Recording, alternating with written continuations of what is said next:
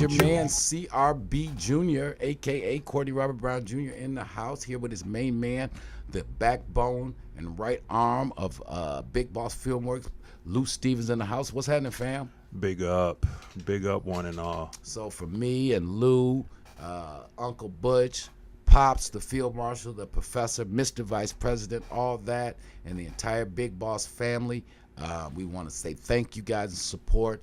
The channel is growing rapidly. We got some plans to really up our game and even bring some more compelling content. Cannot go into any details, but we are speaking with some gentlemen with exceptionally deep pockets who have expressed some interest in us really taking this thing up to the screen. So we will keep you abreast upon that, but without any way, no matter and however, we are going to start taking some of this content, some of these compelling stories. You know what I'm saying? I did a thing, from 1970 to the turn of the century to 2000. Either Eddie Jackson or those who fell off his tree here in the city of Detroit, or he interacted with. So we're talking about Demetrius Holloway. We're talking about he crossed paths Felix Walls. When Eddie goes away, Doc Davis, and then many of our associates end up hustling with all those guys. And you got the whole YBI era, the stuff that Pap and Eddie Jr. were involved in, and then obviously his offspring off of his tree. My father and the Pakistani plug thing that from 92 to 97. Pop sold as much as he wanted. He made as much as he saw fit to make. And I'm going to unpack that statement a little bit later, that when I say he made as much as he wanted to make. If he didn't make more, it's because he chose not to make more because he thought he might get himself hot.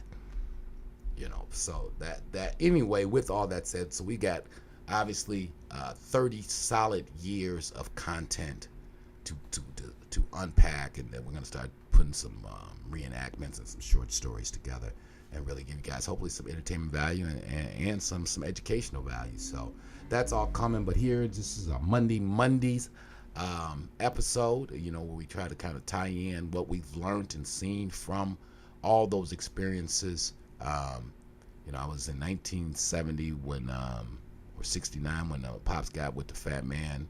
So I was 4 years old then, or no, 6 years old, 64, 6 years old then. So what I saw from age 6 until the turn of the century, and the business situation. So what this episode today is about is actually the journey of going legit.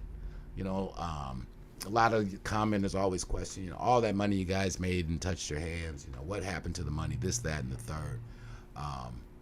There was always an attempt to go legit. And going legit can be not just if you're in the streets hustling, moving a bag, and transforming that business model into legitimate tax-paying businesses. It can be if you're hustling out your trunk.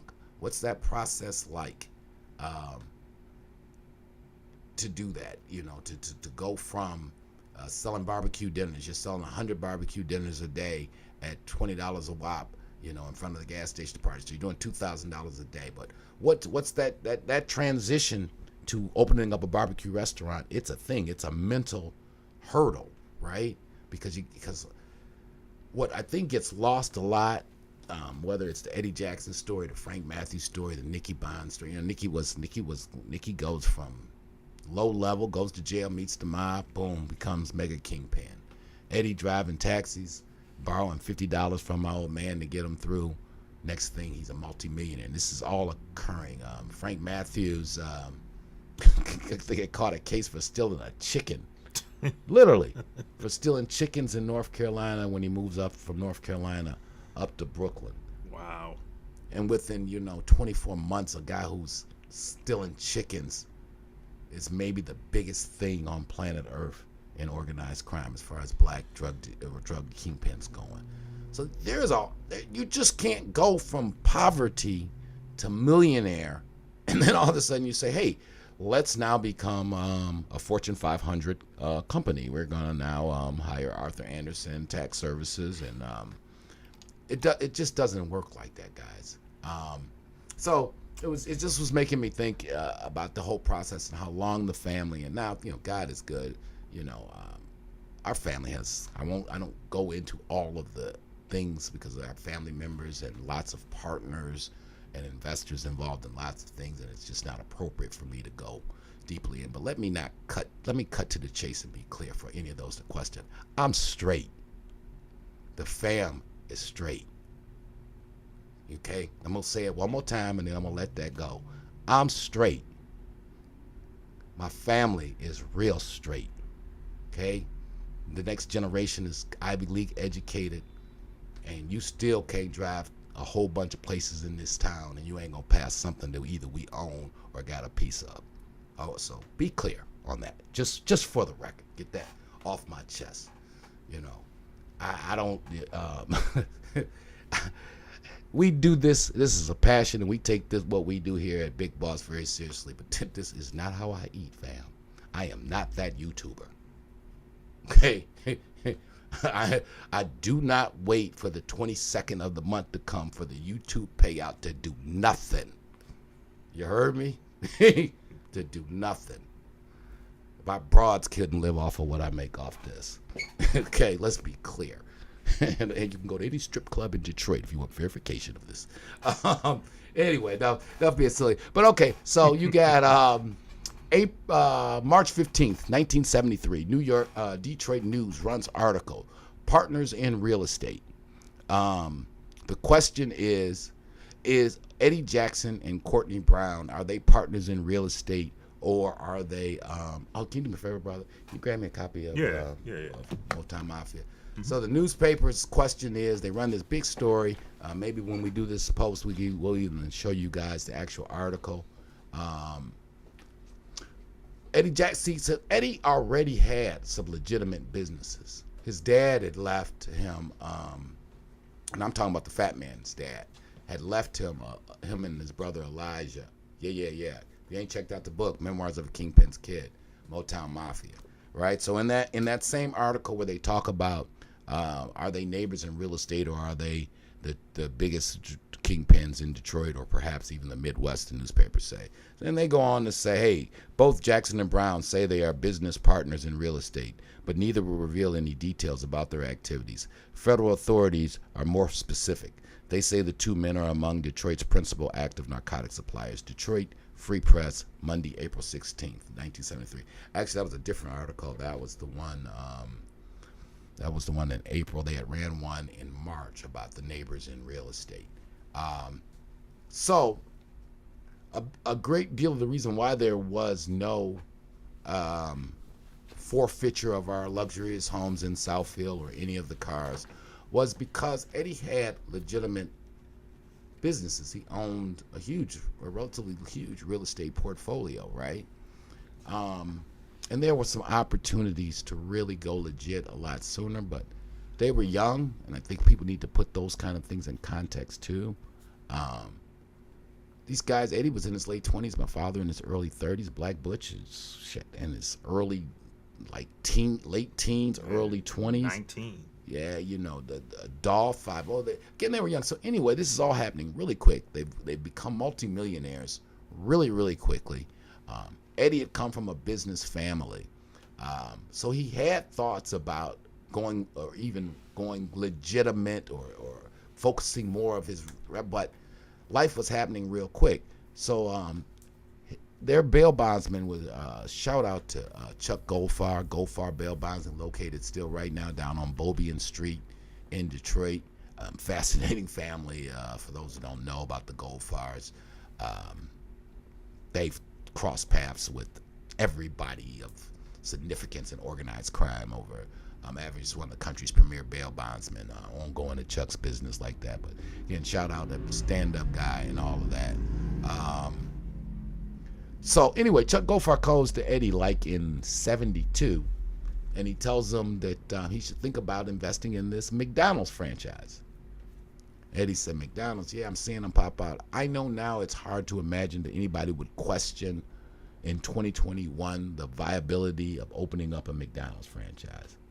But believe it or not, in 71, McDonald's was a big company. But if you've ever seen that movie, The Founder, the Ray Kroc story, even as late as 71, McDonald's was not the juggernaut of a company that it is now. So Eddie respects Chuck Goldfarb and them. Chuck the Goldfarb they had. In fact, Chuck he caught a case because of his hidden control, I believe, of Caesar's Palace or Thunderbird or Sahara, one of those Vegas casinos.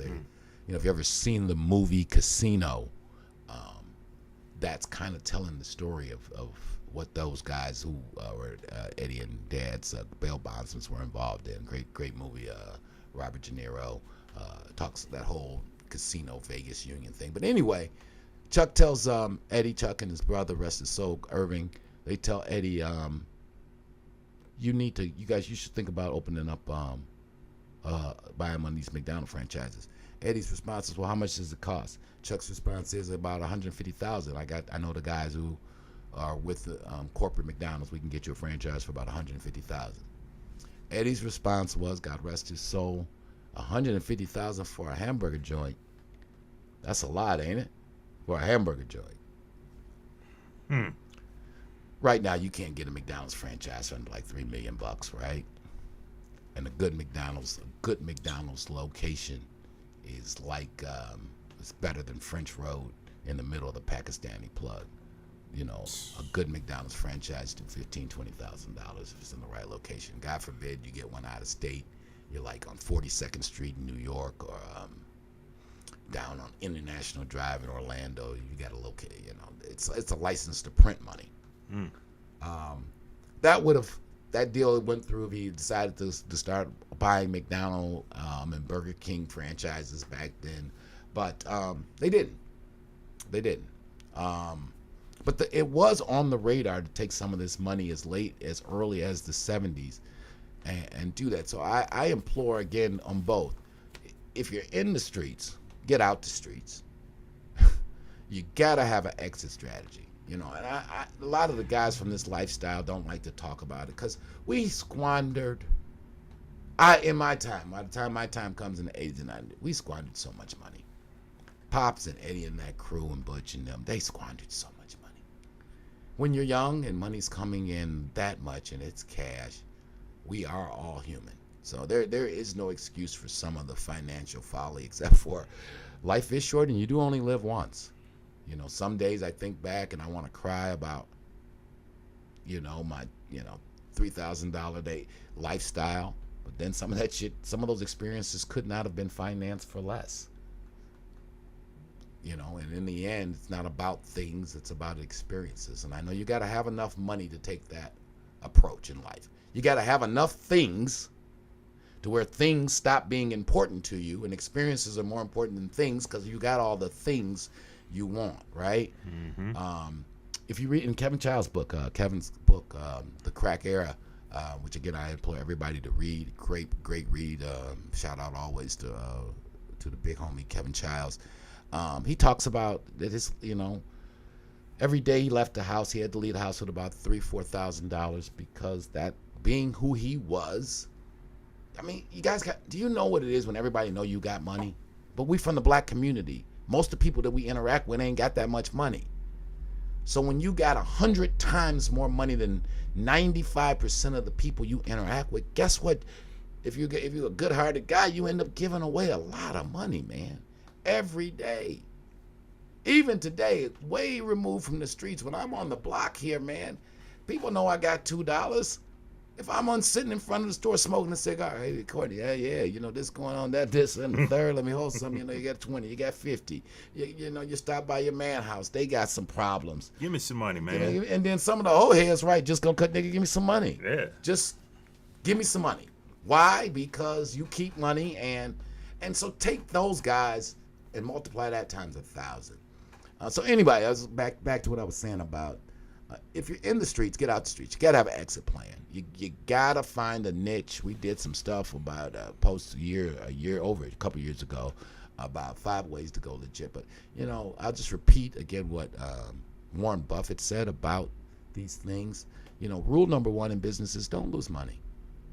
Rule number 2 in business is please don't forget rule number 1. Don't lose money. That's right. And rule number 3, do something that you understand. So speaking on the understand thing and why it served us well, coming from a humble family who had humble beginnings, what we understood was simple real estate. which meant when you come from a family that's had to rent and is full of renters, and you get a hold of some capital, right? You understand the landlord-tenant relationship. So we bought houses, lots of properties. We bought big houses that we could turn into rooming houses. So, right, you buy a 10-bedroom house, we understood we could rent out each room was its own apartment. So let's do the math. If I got a 10-room house and I'm charging the tenants $350 a month, that's $3,500 a month, right? Well, it's hard to get $3,500 a month rent from one house. But we understood how that worked. We understood that a big house is better than a big house if done in rooming, if you are comfortable dealing with those brothers and sisters in that environment, is a small apartment complex, right? Mm-hmm. But we understood that. So we never got real fancy. And then kept it simple, right? So if you got 10 houses, they got 10 bedrooms, and each one is rented for $350. Now that's $35,000 a month. That means in 10 months, that's $350,000 top line revenue. Add in another 70, right? Now we're at 420. $420,000 over the course of 10 years is $4.2 million. Don't ask me no more what happened to the money. Okay? Don't ask me that no more. Okay? We can count. Been counting for a long time. All right? So do things you understand, man. Again, if you like cars, car washes, go into that. If you like apparel, go into that. Cause so they, Pops and them was trying to go legit again for a long time. Then you fast forward to the 80s. We opened up a simple check cashing company. We thought it was pretty simple. We had a lot of people hustling at the plant and at the factory. They all got their check. For numerous reasons, those checks were obligated to us for this, that, or the third. So we would just send our people out there, with $50,000, $60,000 when and we'd cash the checks for the guys when they would get off their shift. The authorities did not think that my father needed to be involved in the check cashing business, and or myself, and that was a show. But we had my point. Okay, so yes, our check cashing business was shut down after about 11 months. I was finding myself being subpoenaed. The authorities were coming to my store in New York saying, they made me sign like every check that we cashed.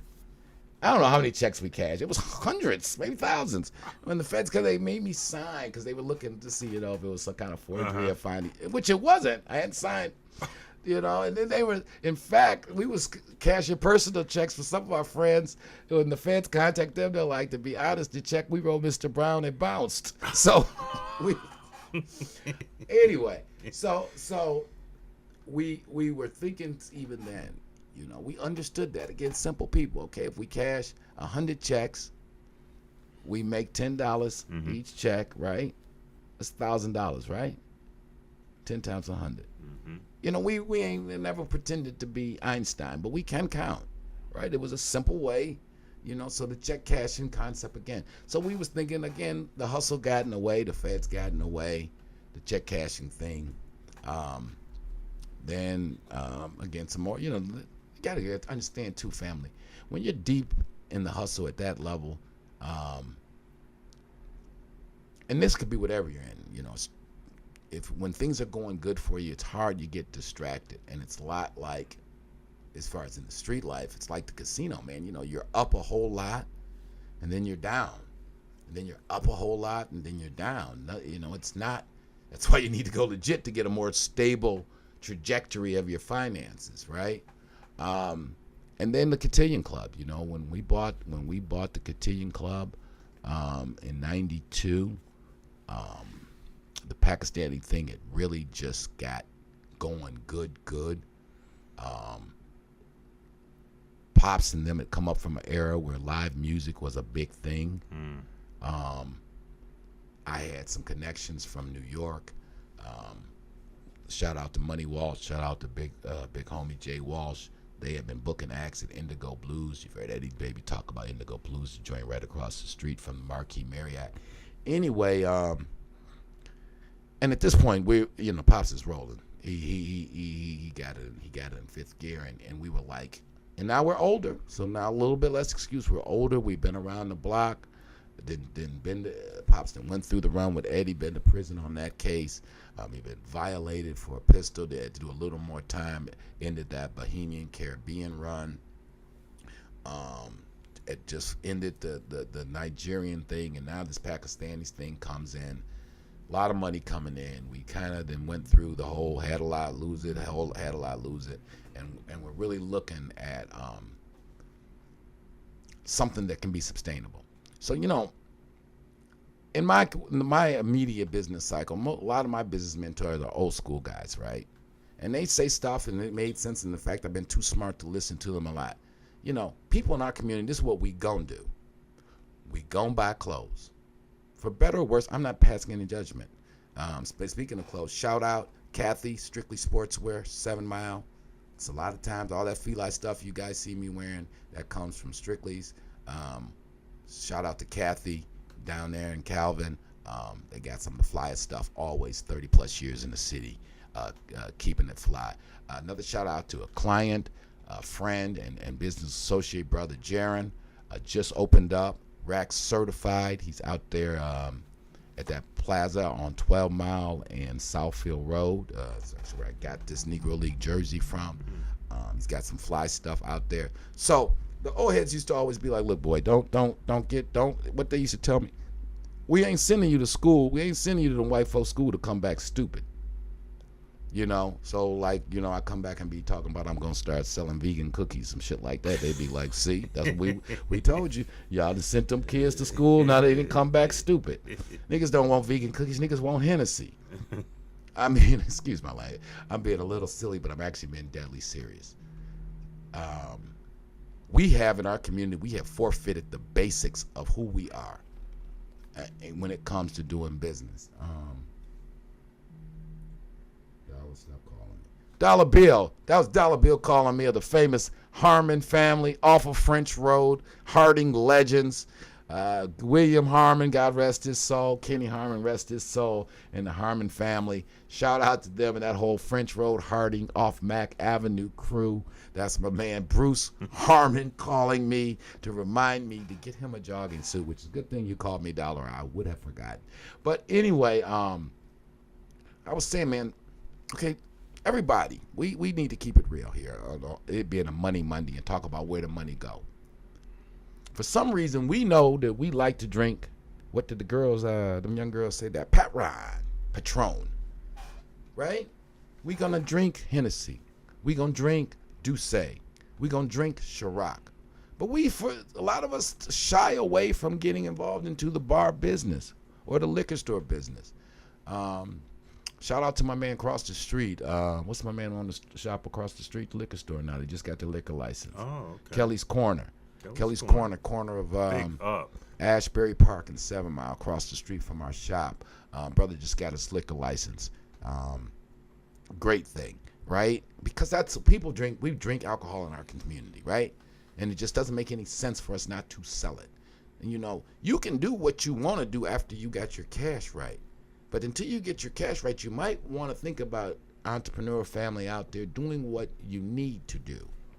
It is just a lot easier to sell. It's a little more startup cost, but selling things like alcohol and tobacco and potato chips are good business models. That's right. So anyway, Pop and them knew about the entertainment business in that way, and we had a good run. And that Cotillion Club thing, what we had, obviously, besides the fact we had opportunity to bring in some acts, and these people would end up becoming major celebrities. We are the ones who brought Mike Epps to Detroit for the first time. We brought J.B. Smoove to Detroit for the first time. We brought Cheryl Underwood to Detroit for the first time. Drew Frazier. And the list goes on and on. So, again, we understood that, though. We understood, hey, you bring in an act, you build a stage, right? And you sell booze, you sell chicken wings and fries and liquor while the people are telling jokes. We then later, of course, went on. Pops is an old school music head, brought in the Enchantments, the Intruders, Blue Magic, Floaters, and that whole era. All of those guys, and same thing. People want to come, sit down, eat, drink, listen to music. So sometimes we just get too fancy. But because in our community, we are going to go out on Friday night and have some libation and drink and dance and talk crazy. We are going to want to look good. So the apparel. Anybody who knows about, if you don't know the statistic, African American women spend $15 billion a year on hair. I assure you, as I look at my wig collection, wigs and hair are huge. If you don't believe me, go to a Korean community and drive around and see if it does not look very prosperous. Those people have made billions out of our community in the hair industry. So whether it's cool to have the barber shop, but we got to start thinking about being the manufacturers of the of the clippers, of the actual barber chair, of the apron, all of the auxiliary things to go in. It's great that we got the salon part of the game, but all the inputs of running the salon, we still don't control in our community. So that's what all a part, and that's all again, and part of this going legit thing, where we missed the boat on a lot of that stuff. Because if my head would have been where it is now, I would have opened up a barber chair company, right? I would have knowing what I know now, I'd make the aprons that they put on you every time you get your hair cut, right? Yeah. I would have put in the sinks. I've been to the supply houses over in China where they make that stuff. It's a huge business. And even though that brother Big Ed Hansen, he had about 20 salons, and even franchising them out. And it's another big hair family here in Detroit, the Mongos. Shout out to Skip and that family, the Mongos. They've been, even back in Detroit, we used to have, remember in the 80s, Vantina's 24-hour salon? Yep. So again, there's always room for one more, but and so much of that, like those salon business and barbershops, I know how appealing it is to keep it underground and kind of street-like. It's all cash and it's all gravy. But franchising them and bringing some standardization to those kind of businesses, those are all opportunities we got in our community to really grow and take things to the next level. So, and then, out of necessity to keep the going legit. So that Cotillion Club really kind of took us in the trajectory. We were going to have one more run in with the authorities, that would cause Pops to have to sit down again. But the family, again, by this time, our real estate footprint was kind of really established. And in fact, other members of the family, even as late as that time, was saying, "What are you guys even doing now? It's not necessary. We're not there yet." Mm-hmm. And then when you come around, Lou. Oh man, God, that was what, 98, 99? No, I peeped you at Fairlane, so that was 02. Oh, 02. Okay. 02, right? Yeah. So, because Pops hadn't got the hammer was just about to fall in that Pakistani situation. That's right. And so I personally, still helping out the family with the real estate business. I said, I was gonna try to make my mark in the apparel world, and I think that was the last time. That was 02. Last time I touched. For all those while, last time I touched any contraband. And then of course it's been a whole journey, and we've covered that, and we're gonna repack some of that stuff. In the clothing, a bunch of different clothing concepts, bought, sold, reopened in the middle of a new reinvention again on that. So again, keep it simple out there, family. I hope you guys are able to follow this story and pick up what I'm trying to put down. You got anything to say on that, Lou? Yeah, I was going to ask you, are you still, just for those who don't know, are you still into consulting? Yeah, I do consulting. I don't market myself as one. I become a de facto one. People in this town kind of know me and know all the kind of things I've been involved in. So if people do reach out, which every once in a while they do, I keep a couple clients just out of word of mouth. Shoot us an email to bigbossfilmworks@yahoo.com. Just let me know what you're trying to do. I always do offer like a free half-hour consultation. If you just reach out to me, eventually I'm gonna be honest, busy guy. But reach out to me. We'll set up some time. Eventually, we'll get on the phone. I'm real old school like that. I don't do a bunch of typing. But I'll get you on the phone. You kind of tell me what you're doing. I'll let you know if it's something I know something about. You know, the first time I knew I was getting smart was when I realized how much I did not know. Right? There you go. So I do know what I do know, and I know what I don't know, and there's a universe and stuff that I don't know. But the things I do know about, I kind of know a little bit about them. So if they fit into my skill set or my experience, and if I don't know, I might know who you should talk to if you get Jackson programs. And you can, any of my references of anybody who's ever took on any of my consulting, I think they've been pleased about the outcomes. So. You're talking to one of them. Okay, thank you, Brother Lou. Absolutely. Yeah. Also, we just put up shop.bigbossfilmworks.com where you can pick up our apparel. We have coffee mugs, we have hats, T-shirts, Black Butch, Eddie Baby, the whole 9 yards. Bunch of T-shirts we have. I'll put them on frame as I speak over this, and check them out, man. A lot of new stuff happening. All right, family. Good thing. Good stuff, Lou. Good stuff. So again, another Money Monday. Hope you guys got something out of this. Again, don't lose. Rule number 1: don't lose money. Rule number 2: don't forget rule number 1. Rule number 3: do something you understand. Booker T. Washington and Getting Off Zero. Mind right, money right. Start where you're at with what you got, and you'll find that you've got all you need. You know, if I waited to have everything in order to open up a business, I would never have had a business. Talk to them. Sometimes you just gotta go with what you got, and let the universe and God. You know, people be talking about they want God to bless their business. Well, you gotta get a business for God to bless it. Yes. How can He bless a business that talk about faith? You got to have enough faith for the good Lord. You got to do something. You know, faith without works is dead, I believe is what the scriptures say. But I'm not going to keep rambling, family. We appreciate you guys. Please hit that like, share, and subscribe button. And hit that notification bell so you know when we drop something new or if something is in the works. I do premieres like every week. So if you hit the notification bell, you will know when something new is about to pop up. And I love y'all. Thanks for supporting us. And we got a lot more to come. All right, family. We're out. It's your man, CB Jr., Big Lou Stevens in the house. Big Boss Filmworks, doing what we do. Holla at you, man. Peace.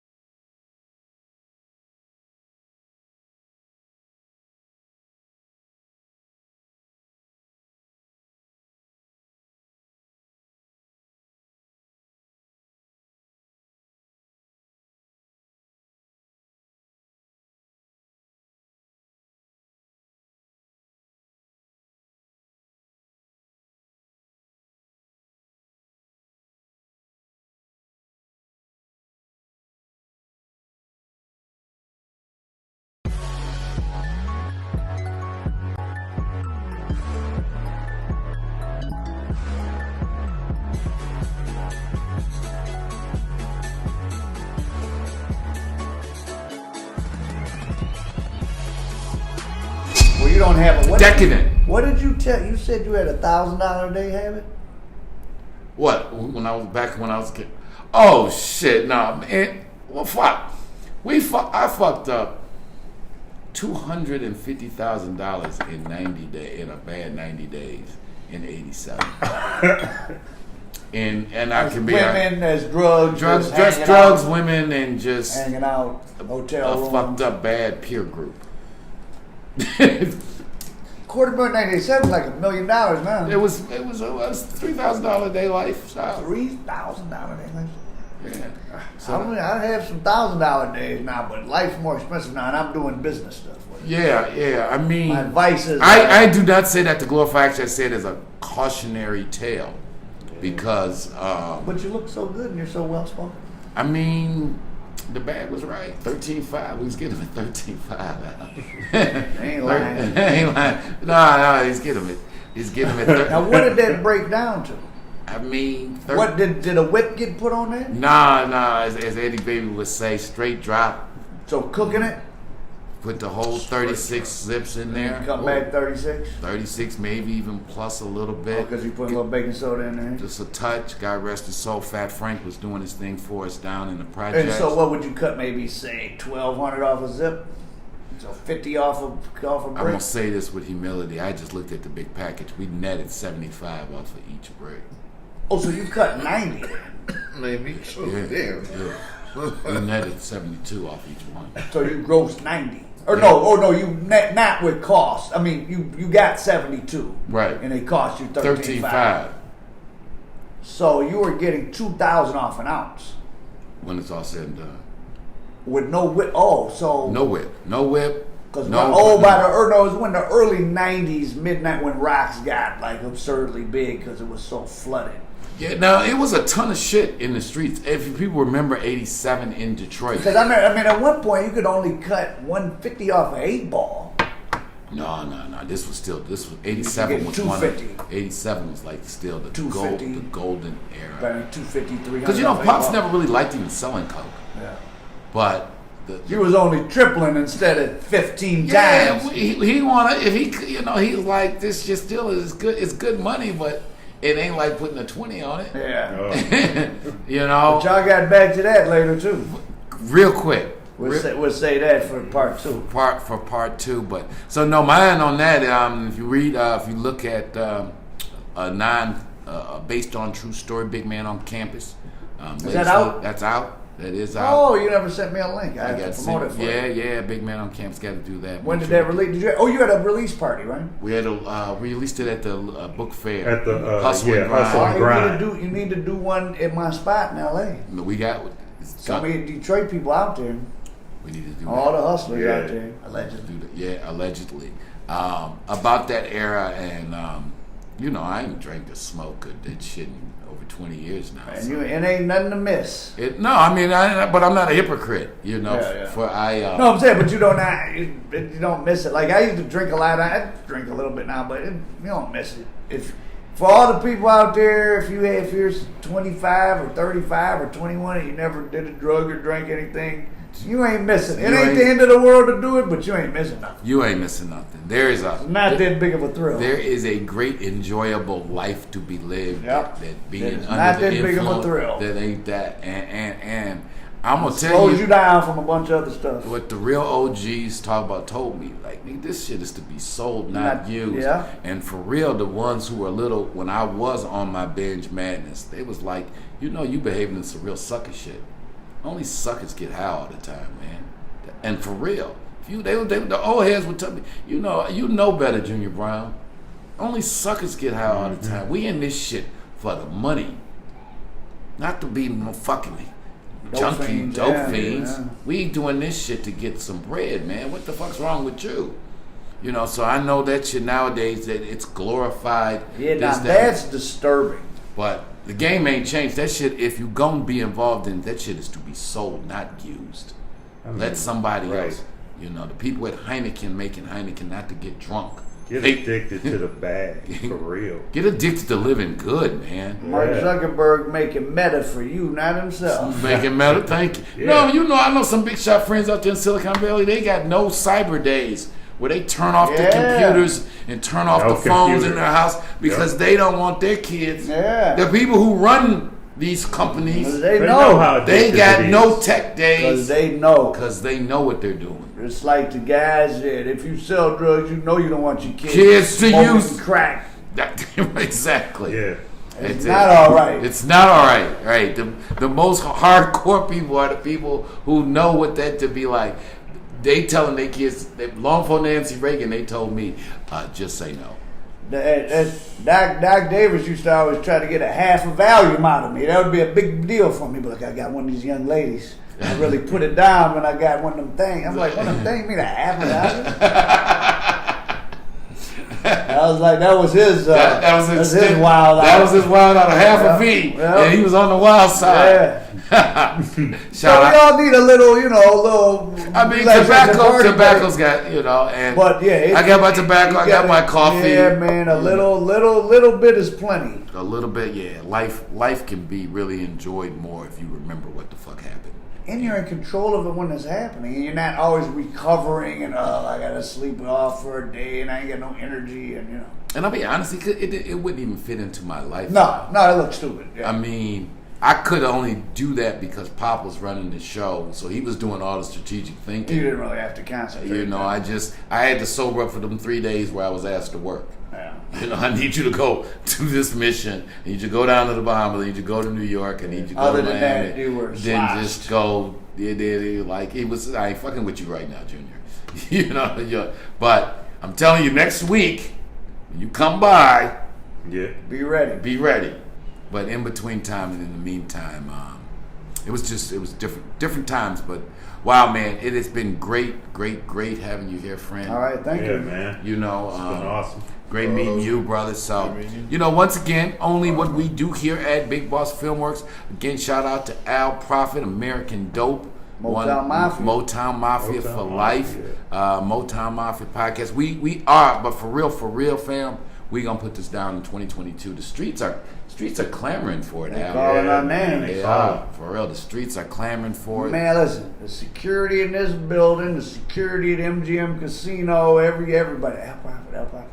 Oh, I know it's bad for me, so I can only imagine what it is for you. No, when the security at MGM, because I walked in MGM Casino for Thanksgiving, and I walked past, and then he was asking him for his ID, and I just thought he forgot to ask for mine, so I didn't want him to get in trouble. And he was like, "Oh no, I know you're Al Prophet." How times have changed, right? How times have changed. God is good. So, all right, fam. Hope you all enjoyed it. We'll be chopping it up again. Make sure, hope you guys had a blessed Thanksgiving and all of that for whatever that holiday is worth. I ain't gonna get too political. It's happy holiday. Happy holidays. Enjoy your family. Enjoy your family. Enjoy your friends. Thank God for your freedom. Shout out to all the family. And get yourself free from any substances that have you not free. For real, man. Right. And take including and first and foremost them goddamn blunts. Man, and we'll wrap it That's up. That's the worst problem of all. When we were smoking weed back in the day, they act like it's not a. You know how many people I know, especially LA, got $50 a day. They got no car.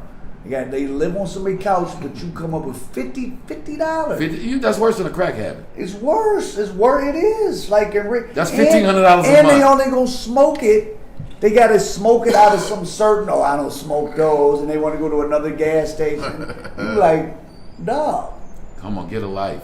You got to do this on your own time. Yeah, I'm not riding you around to look for the right program. This is not your OG's weed. Like I said, back in the day when new heroin. We were smoking out the game. Sensimilia and Thai Stick and Monkey Paw. And that was hard to get. That was hard to get. You was somebody if you got that. And it was 6-8% marijuana. THC. Any bum now is smoking 25%.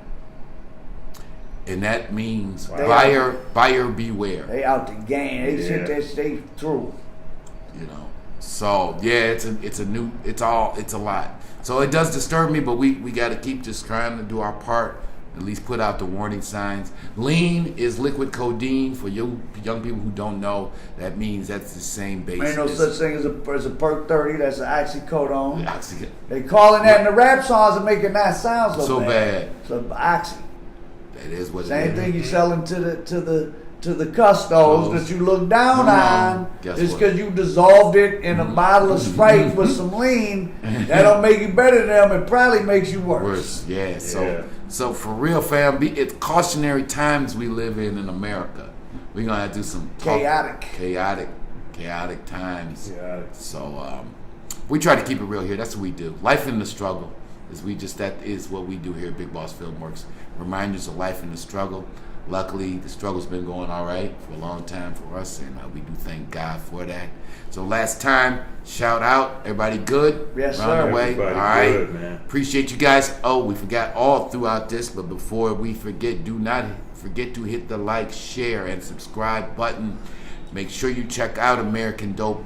Tons of great content on there. Shout out to the young homie Render in the house. Look forward to doing some business with you in 2021. So it's your man, CRB Jr. We're out. Holla at your man. Out. Peace. All right, that's good. We got a lot. Oh, yeah.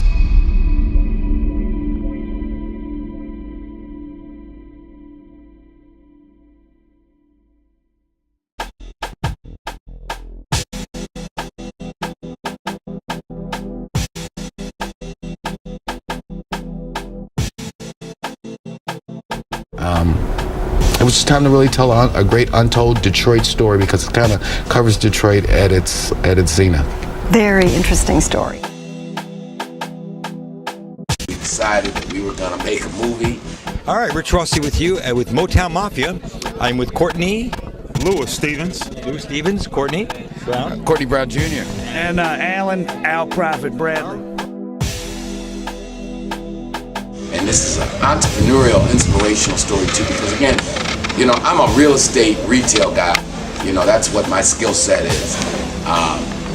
But I'm a businessman, so I was like, you know, we're gonna do it. You know, sometimes when you got a dream, you won't have all the answers on how you're gonna do what you're gonna do. But what made this one unique was not so much the crime, but the intertwining with Detroit's history and the Motown era and kind of the economic decline of Detroit. And it's really the story of a family. And from some perspectives, it's has a happy ending, like you said.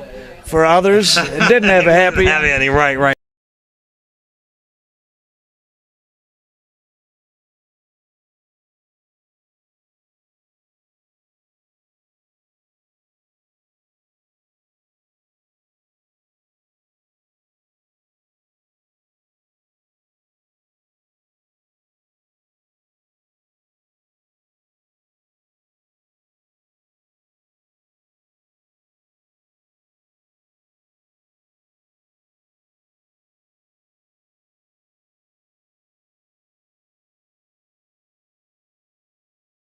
I always viewed, from where I had come from, that this whole street thing or the game or hustling, it was just a business. Selling drugs, you know what I'm saying, getting money, living that lifestyle, you know, and shit, got tired of getting locked up, you know what I'm saying, catching cases, you know, and when I came home, you know, that 2002, came home and denied shit, couldn't get no job, you know what I'm saying. The man had that bag in, but I was on parole. I was tired of going back, man. So decided I was going, you know what I'm saying, come up with something different. And it was an old cat that I had ran into that put me up on New York, you know what I'm saying, getting clothes, you know what I'm saying, and flipping them. I'm like, man, this shit, you know, seemed kind of slow. The point of this exercise is to get money. We should think like businessmen. And I understand that's a process, right? It's a process to understand. You know, simply put, the reason why people sell drugs is because it's a very good business model. It just happens to be that the product, the commodity being sold, the authorities say is illegal, and they only want society to buy the drugs they control and distribute. But there is a large supply of it, demand of it, and because it's black market, the supply gets shaky, which causes for the profits to be high. And that's basically the same, you know, blueprint that I use for the selling the clothes, was just like selling them. You know what I'm saying?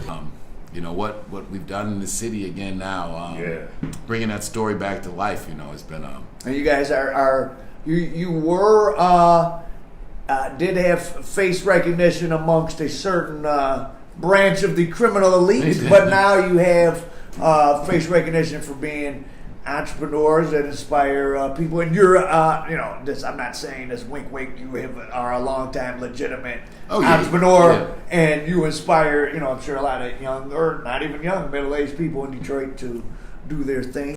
You know, I don't care whether you're in the game or you're I don't care whether you're selling blow, bags of salt, or bushels of corn. In the end, it is all about relationships. It's going to be about relationships between you and your supplier, you and your customer. Managing and maintaining relationships is key. And on that, when we started, there was no such thing. Man, listen, me and you were meeting people, and I had been doing it before, meeting people at gas stations. When these rappers talk about the trenches, press play, baby. Press play, Northland. I was glad to be going to Northland. Try going to Glendale and Hamilton, Malcolm X Boulevard to pick up $60. Shantineeks was a good account. Man, they owe me about $100. They can have it. If I never have to set foot on Van Dyke and Harper again, I'll be a happy man. If you don't like your situation, just change it. Like, do something else. And then that's when I decided to go forward with pursuing my own thing. At that time, I had no idea what my own thing would be. So I started analyzing, what are you good at? Nothing. Great. All right. Next. What are you interested in? Traveling and shoes. How does that make me money? I don't know. Next. So literally it went through like that channel or that changeling of emotions for me to arrive at, you know, well, what is it that you're interested in that everyone else isn't interested in? You know, do something you understand. And the thing is, Ronald, you're going to hear a whole lot of play haters, people talking about, oh, it's too many barbershops, it's too many clothing stores, there's too many car washes. But that's people who don't understand business. It's always room for one more, Ronald. It's always room for one more. You know, Five Guy Hamburger's still getting money despite a Burger King and McDonald's being around forever. You know, there's always going to be room for one more. We as a people got to understand how big the market is. I just told you earlier in the show, we spend $1 trillion a year, 1,000 billion. So when you dividing up that kind of money in the black community, there's plenty of room for new business. You know, around this town, I've been blessed in whether it's you know, the role I played in the success of the Lip Bar, the success I played in what my brother Vano has been able to do over in that Dexter Davidson neighborhood, and the way he took what we started off as a little thing and has built it into now, you know, 2 stores and a hookah store, and all, you know, all the lives I've been able to touch entrepreneurially and watch these people grow and thrive. You know, it does.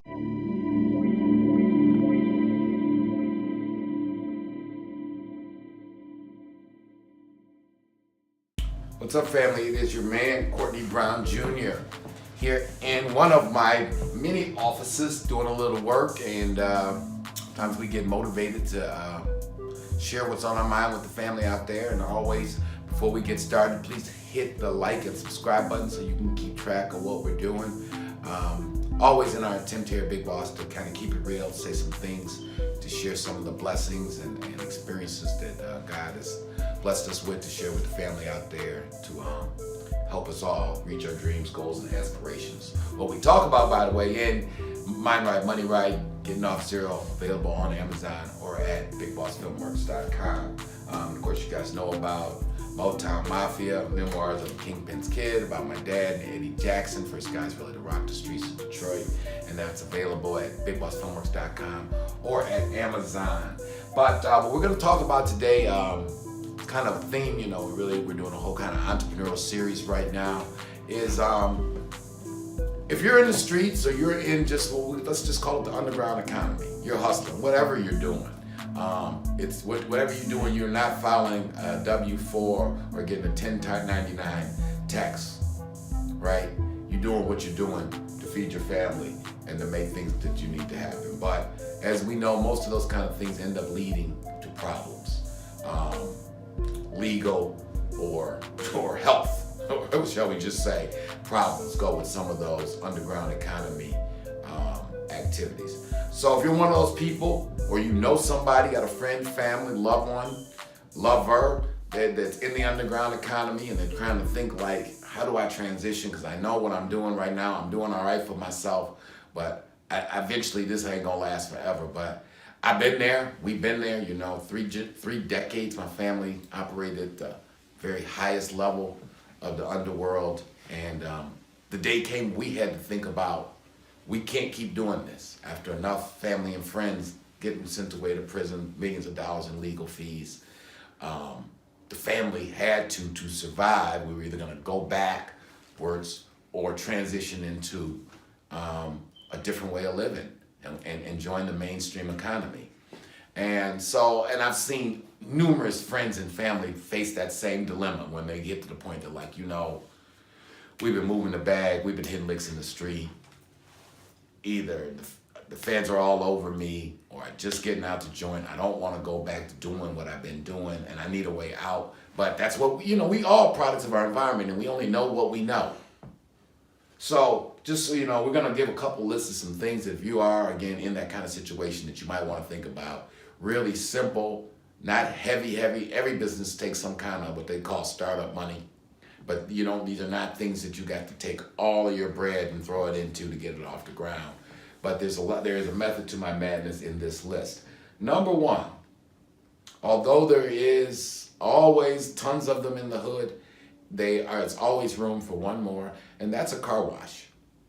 Now you might be like, you know, there's a car wash on every block in the hood. Yeah, but think about how many cars there are that are dirty. I mean, and think about this too. In every business, they call it in business school or in those kind of environments, what's your strategic advantage? So if you've been in the underground economy for any amount of time, you probably have met all kinds of people, right? You actually kind of have a big network. You know a lot of people, even more people know you between your family, friends. So just that intrinsic support you might have for a venture like that is already there, because let's say your network is 100 people between your immediate clique, your crew, and they friends and friends. So you open you up a car wash, and you know what your people like, because likely while you've been out there, you had your favorite car wash and have seen or traveled and seen lots of different car wash options. But just to run some quick numbers by you, you know what I'm saying? If you got, between you and your friends and family, 200 people, you know, coming to spend, 200 times 10 is 2,000, but a good car wash is $20 once a month. 2,000, $20 times 200, what's that, $4,000? That's a good little starting point, right? That just out of your friends and family, once you get your space, you can legitimately, and then if you start throwing detailing, but to get something going where you can maybe bring in between $4,000 to $8,000 a month, again, most of this is cash, if you're operating in the hood, and you can really leverage your relationships. And that's what it's gonna take as you transition out of that underground economy into the mainstream. You're gonna need somewhere you can already leverage your relationships. So definitely think about a car wash. Don't be discouraged because there's so many of them. We in our community don't realize how big the economy really is. There's always room for one more. Avi and Moshe Toledo, some Israeli genius businessmen I work for, they told me that years ago, there's always room for one more. The clothing business, that was the route I took. You know, what I did know is that people in my community, in my circle, like apparel. They like whatever's the hottest thing out. I understood a little bit that Macy's and the big department stores, they had what they call overhead, a lot more overhead than I had, which meant that if I went and bought me a building or rented or leased me out a building, even if I was paying a little bit more for the merchandise from Nike or Rockaware or whoever I was carrying at the time, I could actually wheel and deal and sell it to my people and sell it to my consumers at a lower price. And that in the end, there probably would be a business there. And that, again, I always like doing business in the hood. A lot of people in the hood, and it's the same in every city, may not have access to get to the mall or get to maybe some of the fancier places where, and again, if you've been in that underground economy, where's the people that you know at? They're in the hood. So if you put a business like our apparel shop or boutique in the hood, you know the people, you know the lay of the land, you know the ecosystem, you know all the other business owners around there, you know the people that you were hustling with. And if you've handled yourself right, you got a good rapport. Some people gonna hate on you, but a lot of people gonna give you a play. You know, when we made that transition, we started opening up clothing stores in the neighborhood. A lot of guys from back in the day, word get around, you know, in our community, we talk quick. They were like, oh, Junior got a clothing store over there, blah, blah, blah. And the old man, his friends, you know, word of mouth spreads quick. So that's another one. And it's something we know about. In an old video, we talked about Warren Buffett once saying, you know, 3 rules of business. Rule number 1, don't lose money. Rule number 2, don't forget rule number 1. And rule number 3, do something you understand. Most of us come from cultures. We understand what's hot. Our nieces and nephews or cousins they're like fashion consultants. They're always telling you what the next hottest thing is. So think about the apparel business. Barbershop and salon, again, it's gonna seem like it's too many barbershops, too many salons, but when you really think about it, it's 40 million black folks in America and counting. There's always gonna be a need. People's hair keep growing, people keep having babies. Again, you open up in a neighborhood where people kind of already know you. You kind of probably got a built-in support system. If not, if you're high enough on the food chain, or buy a barbershop. A lot of struggling barbershops and salons that could really up their game if somebody with a little bit of capital, a little bit of money came in and helped them jazz up the place. So one of those 2 options you might want to think about too. Either beauty shop, salon, either open up your own, or look for somebody who's got a kind of struggling business. You can come in with your cash and kind of help them bump it back up. Another avenue that we ended up doing when the family got out of the street was the bar restaurant thing. Same kind of philosophy. In that lifestyle and underground economy, you've been going out to eat and drink with your friends forever. You already know what they like, what liquors to carry, you know what kind of, if you want to bring in entertainment, what kind of entertainment to bring in, and you know how that works, right? And now that business, the bar business, does take a little bit more money to get into, but it ain't unsurmountable business. And again, if you're in that underground economy, or just, you can be a working guy looking to do something on your own. If the bar business costs too much to do by yourself, go out and find some other guys or sisters who got similar minds, who are trying to do something next level and link up. But ain't no more, the best drug business in the world is the booze business. Ain't nobody moving the bag like Hennessy, Remy Martin, and Amstel Light, or Modelo, or any of them. Look at what Puff's done with Ciroc. So it ain't nothing wrong with Puff being your plug. Let him get you that Ciroc, and you go ahead and move that Ciroc for him. And lastly, what we're doing here. If you've been involved in the underground economy, or just grew up in urban America, or in the average African American, you'd be amazed if you sat down and wrote down how many interesting people or situations you've come across, and you find formats like this to put it in some kind of organized way to share that content with the world. You might be surprised how much success you can have. So we're never haters here at Big Boss. We're always congratulators. Want to share some of the things we've had some success doing. Chase your dreams. 5 businesses if you want to get out of the underground economy and go mainstream. So hope it gave you some food for thought. Holla at your man. Peace.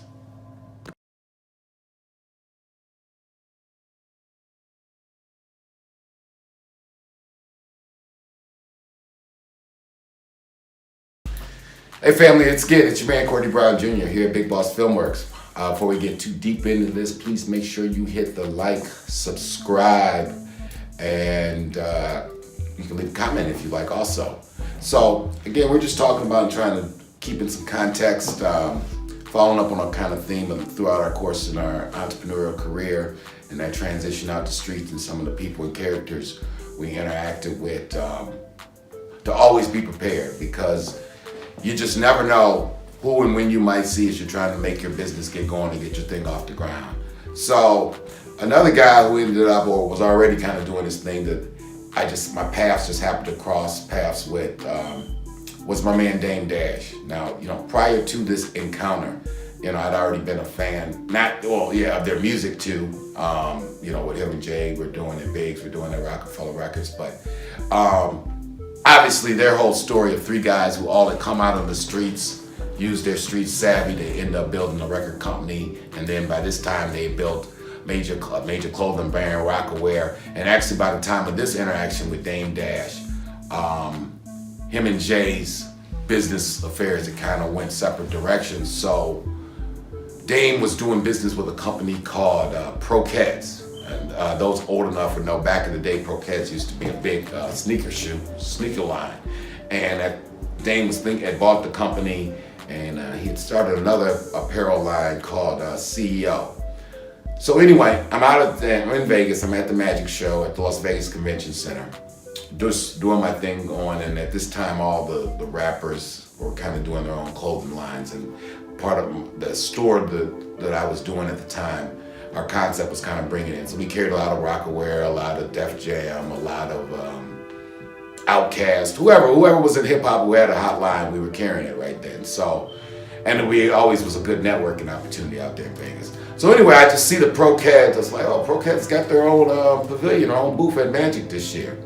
I pop in there, and so lo and behold, guess who's working his own booth? You know, it's no sales rep in there. It's Dame Dash, and I'm like, oh shit, Dame, Mr. Dash, how you doing? And we chopped it up for a minute. I mean, again, I had already respected the guy's business acumen, and his hustle, skill set, and his ability to grind, and where he started and where he got, and that he'd always, I thought, kept it real. But anyway, we chopped it up. I did place a small order with Pro-Ked. I'll get back to, even though I placed a small order, again, how you carry yourself and having yours. So I shared kind of my vision, what I was trying to do in the retail world. And I had a couple stores already in Detroit. We were looking to expand to Atlanta. He was kind of feeling where I was coming from. But on a side note, really to say something about this guy, and again, I ain't saying we're friends, but we did chop it up for a minute. Some other retailers came in. They had a big store line out of the East Coast. They had about 30, 40 stores.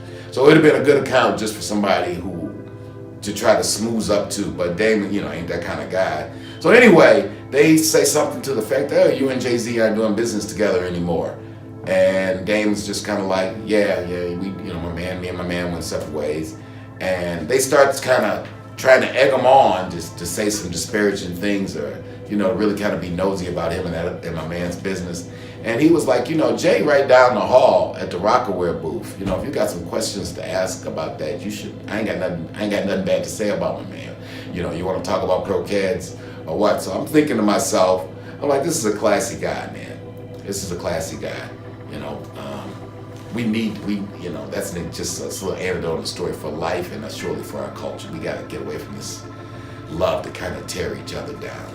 Sometime in business we go separate ways. That's grown man shit. That just happens. That don't mean you'd have to talk bad about somebody. But anyway, it was a classy guy. Again, I wrote a small order with Dame. Next thing I know, when I get to the shop 2 weeks later, it's like, I don't know. I maybe had placed a $6,000 order. He sends me about $20,000 worth of Pro-Ked gym shoes. Opened me up a line of credit. Again, and it was really just based upon relationships. So he ended up selling Pro-Keds very shortly thereafter. Once he sold out of Pro-Keds, I stopped carrying the line. But another example of you just never know. And a lot of those same skill sets you guys have acquired, who are out there doing what you're doing, or whether you're in the streets, ain't been in the streets, whatever. If you're working at your salon or whatever, that people skill set, or that ability to talk to people and relate to people, you just got to put yourself in situations where you can win. Because again, people are people, and everybody really remember, everyone who's quote unquote big now, at one time they were small. So if you're talking right and you're talking good business, people always got time to talk to somebody who's talking about doing good business. So again, check us out, Big Boss Filmworks. We got some more hot content coming. Hit the like and subscribe button. Follow your dreams. Peace.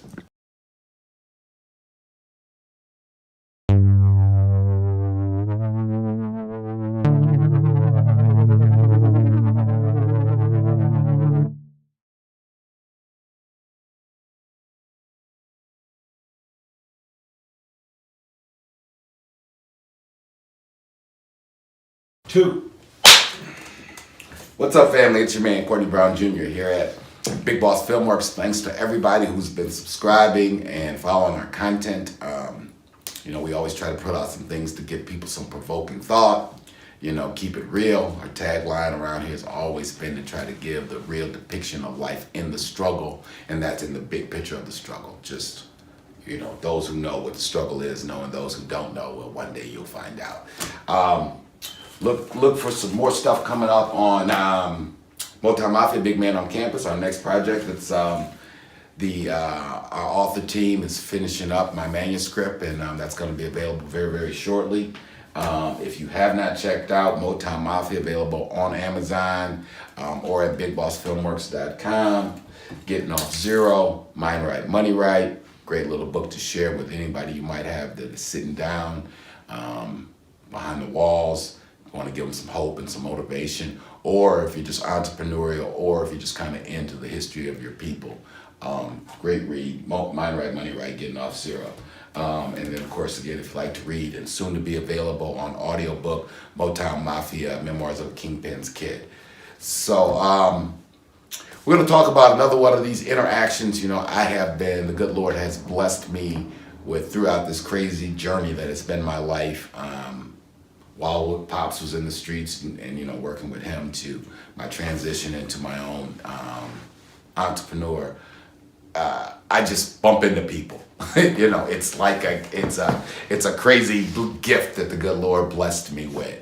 And most of the time, or at least half the time, I've been blessed enough to kind of turn those coincidental interactions with quote unquote celebrities or famous people into business opportunities. When we were talking about the days we were running a nightclub and bringing in comedy, we ended up bringing in people like Mike Epps and Cheryl Underwood and T.K. Kirkland, J.B. Smoove, before they got famous, and then they became famous.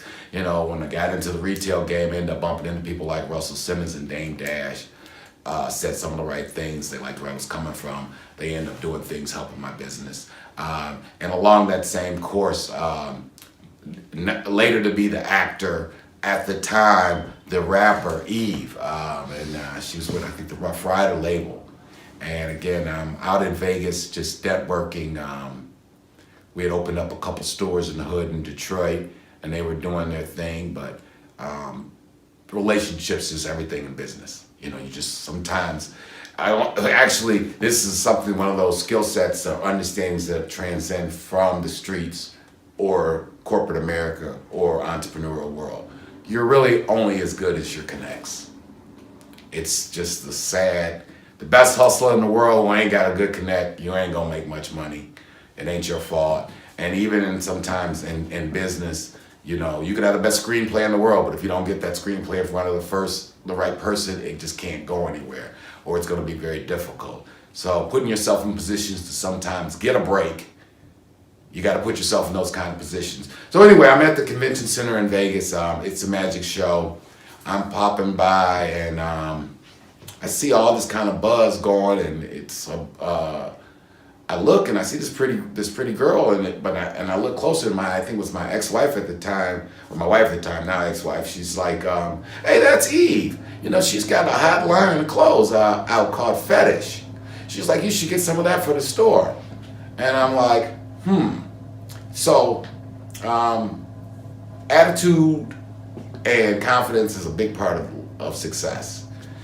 So it's all roped off with security, and you're not supposed to be able to get access to her.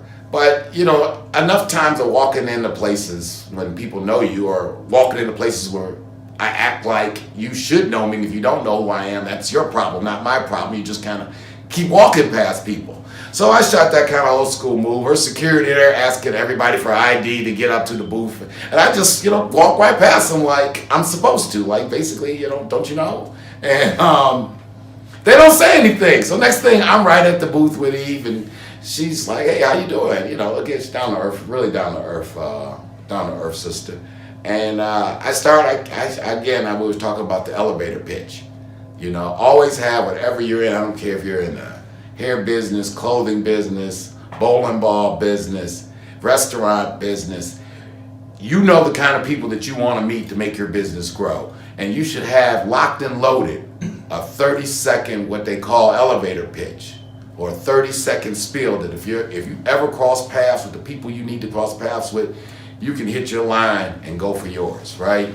So same thing. So I already, in these kind of environments, I already have my elevator pitch locked and loaded. So once we get past the meet and greet, how you doing? This is who I am. Yeah, obviously, I'm a fan of your music. Blah blah blah. She like, well, so what's going on? What you doing? What's your situation in retail? And I go on the thing that I got a couple stores in Detroit. Thinking about opening up some in Florida. Thinking about opening up some in Atlanta. Blah blah blah blah blah blah. And for success. And yeah, just again, throughout this journey, you never know who you might bump into. So always be prepared to say what you need to say when you need to say it, because you just never know. So just a little encouragement from the man to the boss. Got a lot of stuff coming out.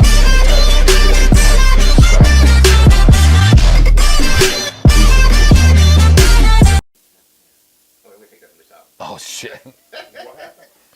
I thought I was recording. I wasn't recording. I thought it was loud. Like, what happened there? Sorry about that. Take it from the top. Is it recording now? Yeah, it's recording now. Take it from the top. It's recording again. We'll take it from the top. You got a little chop in there anyway. So 3, 2, 1 from the beginning. Welcome, fam. Thank you for tuning in for the premiere episode of the Kingpin Kid Radio. We're glad you could all tune in tonight to hear us break up a little game. The topic for tonight's show is My People and Money, African Americans, the richest po folks in the history of history. What do you mean, Mr. Brown, the richest po folks in the history of history? This is what I mean. I'm going to give you some numbers, and I don't want to scare you. We ain't going to turn this into no accounting class, but I just need you to get a full grip on what I'm talking about.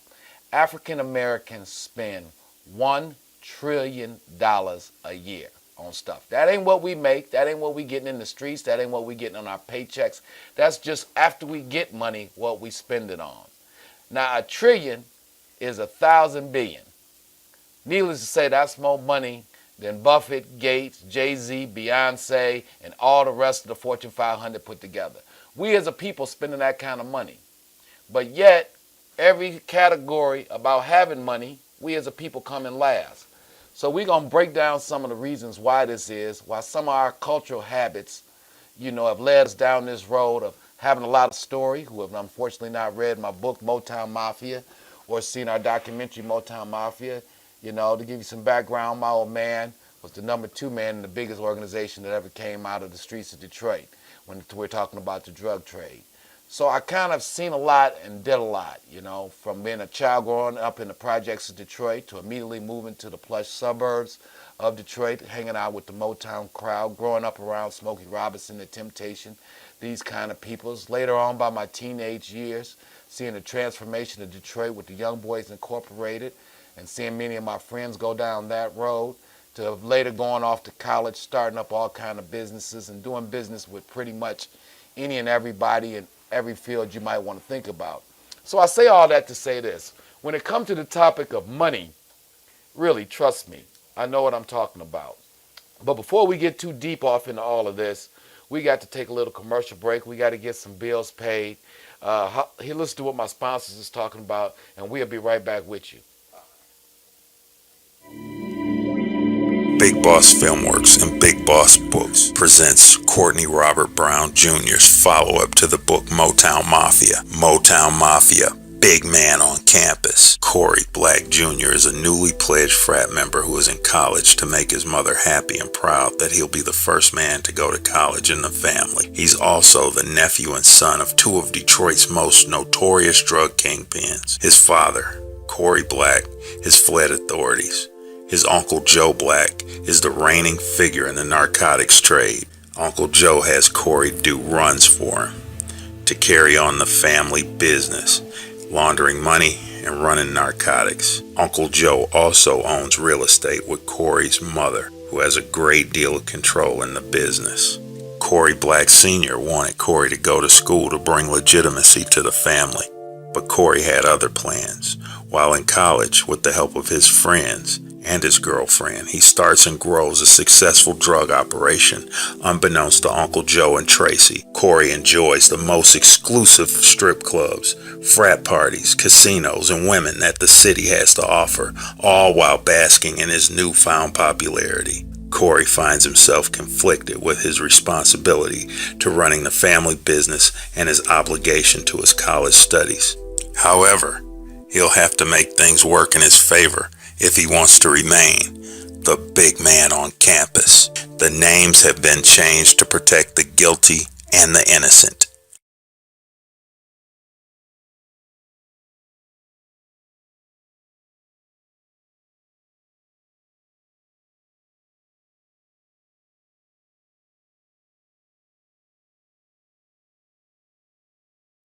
Three, two, one. All right, fam, welcome back. So we're going to pick up where we left off at. My people and money, African Americans, the richest po folks in the history of history. And you know, the reason why this topic over leather coats, now the kids killing each other over Cartier glasses. You know, we got this thing so twisted. Our desire to be viewed as having money is driving some of us to do some extreme things. People catching cases and killing and robbing and stealing, all so they can pretend like they got some money. And nobody asked themselves the $1 million question. Why don't we just really get some money? Then we ain't got to rob and steal and kill to pretend like we got some. So, you know, it's a mindset. You know, I was just at my man on a club in Detroit. It's the hottest club in town called the White House.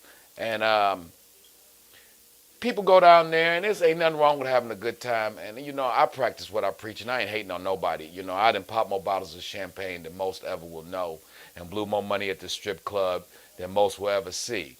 But that said, it's a time and place for everything. Every once in a while, it ain't nothing wrong with you and your crew going out, celebrating the fruits of your labor. But that can't be your way of life. You got to learn to stack before you jack. After you done stacked enough, then you can take a few dollars and say, all right, fellas, let's go have a good time. But if every weekend you spending 70, 80% of everything you took in, I don't care if you working or hustling, you a sucker. You getting pimped by the club, you getting pimped by the liquor company, you getting pimped by the champagne company, and that ain't the way it's supposed to be. You know, we got to really tighten this thing up. It ain't no reason to be at the club flossing on Friday night, but then on Tuesday night you talking about jacking somebody to try to get some more money. That's playing yourself. But you know, the situation is deep. It's a whole lot of information. This ain't gonna just be a one episode topic because it's a real big topic. I think it's the number one topic affecting our community is how we interrelate with each other on this money thing, what our perception about getting money is, and where do and how do you get some money. You know, everybody want to live like Puffy and Jay, but don't nobody really want to open up and start businesses like Puffy and Jay. So, you know, it's a whole lot. We ain't going to try to overload you, fam, with all this at one time. I'm just throwing out some food for thought. We got a few people who done sent us some emails and some texts. They got a few questions for me. So let me go to my man. We got Lou. He's handling the switchboard tonight. Lou, what they talking about out there? Okay, I got a text here from Jason. He's fresh out of Milan, and he went in on a weed charge. He doesn't want to go back, so he wants to know what can he do to not live a sucker's life, but at the same time make some money. All right, well, first thing, Jason, welcome home. You're definitely on the right side of the fence. I actually spent my high school years visiting my old man up at Milan, and I done visited quite a few family and friends there. That ain't no place to be. Ain't nothing glorious about being in the Fed joint, except for I guess it's better than being in the state joint. But that said, you